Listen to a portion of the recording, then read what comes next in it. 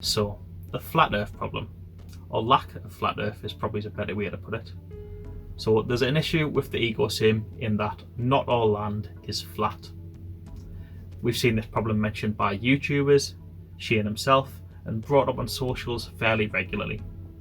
Now, we've been told in the past we will be able to change land elevations, but only slightly, as they want Earth 2 to continue to be a representation of the real world. For those who don't know, this also applies to water. You won't be able to change oceans in the land. Now, this in itself makes the problem a lot harder to solve. You could potentially have a vertical building like hanging off the side of a cliff, or slanted buildings on larger slopes, but this still presents us with a problem. How would the ecosim buildings work within that? I can't imagine the vehicles we've seen so far driving up cliff walls or turning into rock climbers. Now, a solution that I can think of that solves all of these issues is the typical mobile strategy game where you have one building or an icon representing your settlement, and clicking that takes you inside where the buildings are and the things you interact with. This would allow Earth 2 to implement flat terrains for all of us whilst keeping the shape and the terrain of the real world.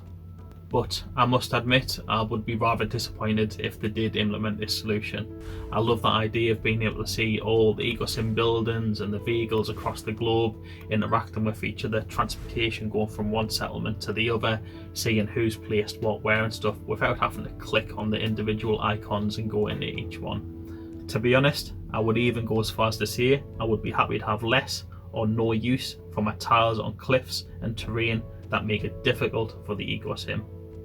Although I do completely get there's many who own more of these kind of tiles than myself who would not be happy.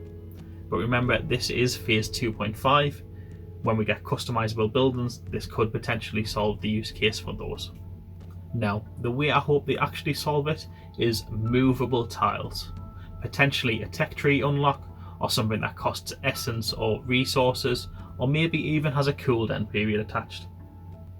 Allowing players to move our tiles to other areas in the same country, areas where ecosim buildings can easily be placed, with the fees or cooldown period stopping players constantly jumping all around the map, but maybe with a one-off free move for those tiles in unbuildable locations. So what do you guys think? Do you have any ideas or solutions that I've not discussed here?